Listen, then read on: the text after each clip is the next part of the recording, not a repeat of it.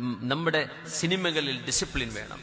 നമ്മുടെ കലകളിൽ നമുക്കൊന്നത് നിയന്ത്രിക്കാൻ കഴിയില്ല. പക്ഷെ ചില കാര്യങ്ങൾ നമുക്ക് പറയേണ്ടതുണ്ട്.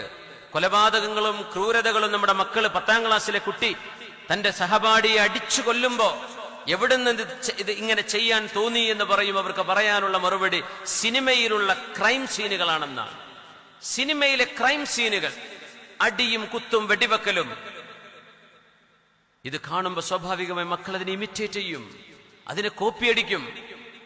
എന്തിനാണ് വിസർജ്യങ്ങൾ സമൂഹത്തിന് തള്ളിക്കൊടുക്കുന്നത്? നന്മ വല്ലതും പറയാനുണ്ടെങ്കിൽ പറയേ.